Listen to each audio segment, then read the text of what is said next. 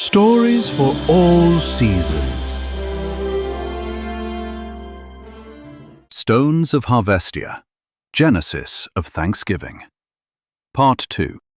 As they began to navigate through dense forestry, the smell of rotting eggs became pronounced in the cold morning air.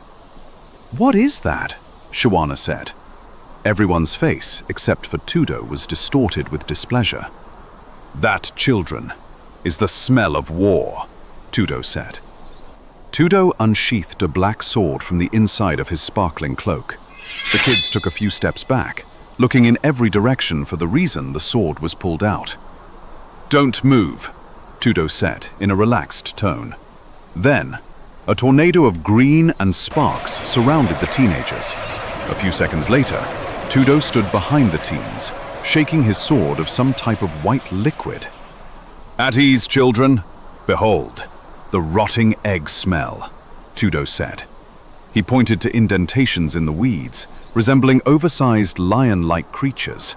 The teens' breathing became labored. "You may not be able to see them, but the fact that their weight is tangible in this dimension means we are running out of time," Tudo said. "Tudo, I am not one to argue over things I do not understand. However, can we get some clarity on this madness before we step into a forest with murderous invisible creatures?" Shawana said.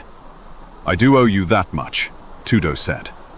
He picked up one of the invisible slain beasts with one hand and said, "This is a creature from the Glutum dimension.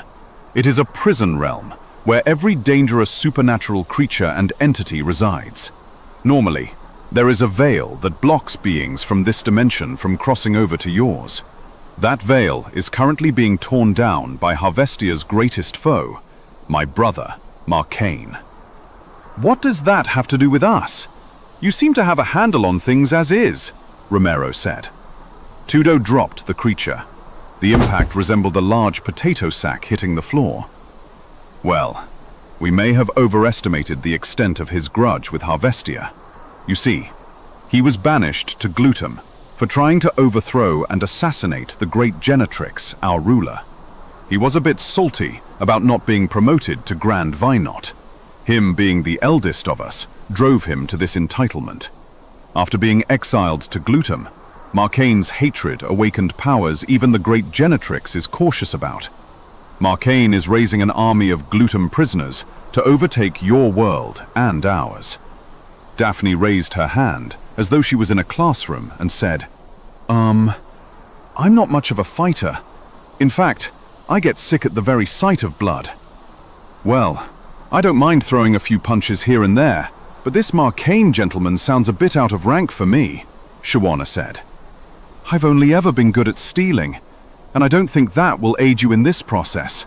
So, can you maybe point me in the direction of Autumnville?" Romero said.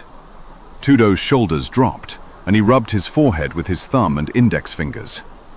"Okay, let me try this angle. Your crops are going bad because the Baron made a pact with Marcaine. That white tree the Baron planted is a portal that is ripping the veil between your world and Glutum.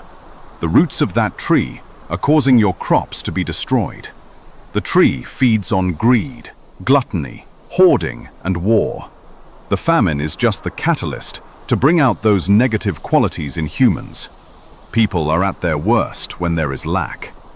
"Can you just destroy it? You seem to be pretty handy with that sword," Daphne said. "I've tried, but the greed in Autumnville is far too much. The situation is becoming impossible, even for the great Genetrix. She has forbidden us from entering your world and has shut the gates of Harvestia. We are preparing for the eventual war that Marcaine will bring to us," Tudo said. Once again, Daphne raised her hand. "You don't have to raise your hand, Daphne," Shawana said, lowering Daphne's arm. "I still don't get what we can do in all of this," Daphne said. Tudo's lips curled into a half smile and said, "You are proof that kindness still exists in Autumnville.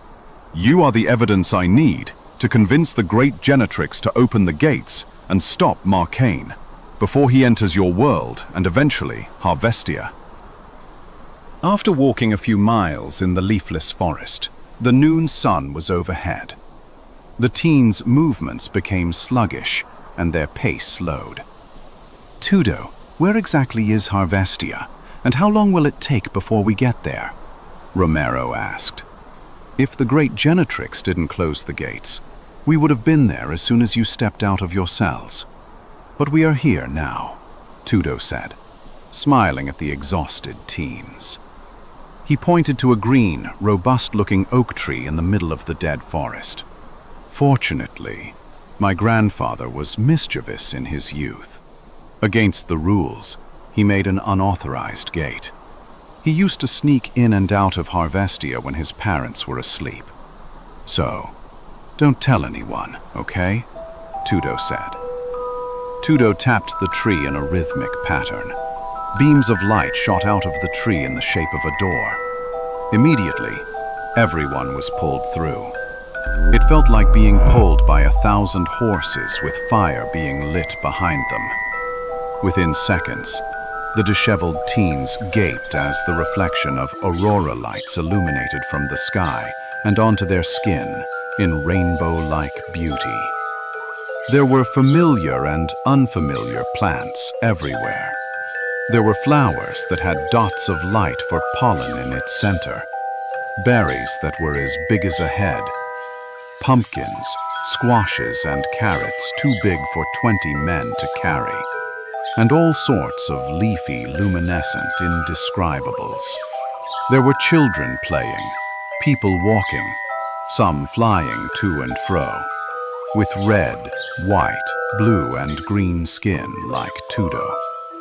However, everyone was dressed in armor similar to Tudo's. "Welcome to Harvestia," Tudo said. The teens were marveling over their surroundings, touching everything within and beyond their immediate reach. "Is this edible?" Daphne said, rubbing an oversized purple glittery raspberry. "Yes, all of the fruits and vegetables in Harvestia are edible," Tudo said. The teens' eyes lit up as they surveyed the assortment of edible possibilities. "Oh, that's right. You should be pretty hungry by now. Have at it," Tudo said. Like starving dogs, the teens sunk their teeth into the flesh of the mysterious fruit. "This is the best thing I've ever eaten," Romero said, eating a gold banana-like berry. "Why can't we have things like this on Earth?" Shawana said, wiping glowing purple juice from a purple apple-like fruit. "You did," Tudo said. "I've never heard or seen anything close to this back home," Daphne said. "You wouldn't have. It was before the fall of man, before greed, jealousy, and envy infected your kind," Tudo said. His face was somber for the first time. A cute little blue-skinned girl tugged on Shawana's skirt while she was devouring some unknown lumpy fruit. "Why is your skin brown?" "Did you eat too many cocoa clumps from the Trotten fruit?" the little girl said. Shawana jumped, but tried to subdue her shock when she looked at the little girl's smiling blue face. "Oh, yes, I did," Shawana said. "And you two probably ate too many peach borises for your skin to be that peach color," she said to Romero and Daphne. Romero and Daphne looked at each other to agree on a unanimous lie. "Well, that means you probably ate too many blue hickleberries for your skin to be blue," Tudo said. He picked the little girl up and tickled her. The little girl giggled and kicked in Tudo's arms. "Stop it, Daddy," she said over a deep laugh. "Daddy?" the teens said in unison to each other. Tudo put the little girl down. She hugged his leg as he rubbed her pure white hair. "Sorry for that unexpected inquisition. This is my daughter, Ripa," Tudo said. "Daddy, I watched the gate like you told me to, and I didn't tell anyone all day yesterday." "Good girl. That's a very good girl," Tudo said. I made sure not to tell anyone until today, Ripper said. Tudo's eyes nearly leaped out of their sockets. Sweetheart, who did you tell? Tudo said with a shaky smile. Oh, I was really careful only to tell Mummy, Reaper said. Tudo's face tightened as though he heard an expensive sculpture shatter. And where is Mummy? Now, Tudo said through gritted teeth. She's right here, silly. When Tudo turned around, a very beautiful but annoyed, red-skinned woman with crossed arms was behind him. Humans, Tudo! You brought humans to Harvestia, the woman said. And this is my wife, Sinis, Tudo said before turning to his wife. Dear, let me explain. Explain what, Tudo? You are the Grand Vine Knot who is currently breaking every conceivable Harvestia law. What would happen if the great Genetrix gets wind of it? Tudo exhaled. You are right, and my actions wouldn't be warranted if the hordes of Glutum weren't already in their dimension, Tudo said, pointing to the teens. Sinis covered her mouth. Their presence is tangible enough for them to feed. They are almost at the point of visibility to the humans, Tudo said. But how? The great Genetrix said it wouldn't be for another 50 years. Well, she was wrong. The source of the veil ripping is a tree even I couldn't dispose of, Tudo said. So, is it too late? Sinis said. If there is any hope, it will be in these humans. They are among the few who have displayed generosity and compassion, even to their detriment, Tudo said. But how? The great Genetrix said all have been corrupted on Earth. Again, she is wrong. That's the disadvantage of sitting on a throne and clinging to the past sins of man, rather than knowing their growth, Tudo said. Sinis quickly retrieved cloaks to keep the teens' identity as humans concealed. They weaved through the crowded streets for a few minutes, before arriving at a beautiful stone cottage intertwined with thick vines and flowers. Tudo opened the door and led the teens inside. Inside, the floor was littered with strange toys. Romero tripped over a few whilst walking in and broke a vase with rainbow-colored roses. I'm terribly sorry. Reaper has a bad habit of leaving her things around. Are you okay? Sinis asked.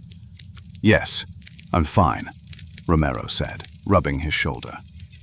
Shawana pulled him by the hair and whispered, Put it back, now. Romero gave Shawana a dirty look before sneaking a jade figurine out of his pocket and onto a shelf near the broken vase. We have plenty of rooms, too many if you ask me. So please, make yourself at home, Tudo said. The teens ventured off to look around the strange but beautiful house. When the teens were out of earshot, Sinis's smile dropped. You do know we're going to be punished for this, right? Sinis said. I'm aware. But this little gamble may be the reason our children won't be enslaved by Glutum prisoners, or worse, Tudo said. Tudo, you know I love you with everything I have. But this is too far. You know how stern the great Genetrix can be in her judgments. We haven't been allowed to roam free of this armor for 10 years now. What makes you think we can change her strategy? Sinis said. Either way, we're at a loss if we don't act now. I'll just have to look her straight in the eye and demand that she hears my cause. Sinis put her hands on her hips and smiled. Tudo, you stand up to her? Sinis said. Tudo deflated a little. You're right. I'm terrified of her. Maybe I'll just ask nicely, Tudo said. Maybe you should abandon this plan and cut your losses. Give those kids the opportunity to prepare in their realm, to warn others. I've spent enough time observing their people. If we don't do something, they'll perish under the weight of Marcane's vengeance. I could feel his power growing. Soon, it will surpass the great Genetrix. Stories for all seasons.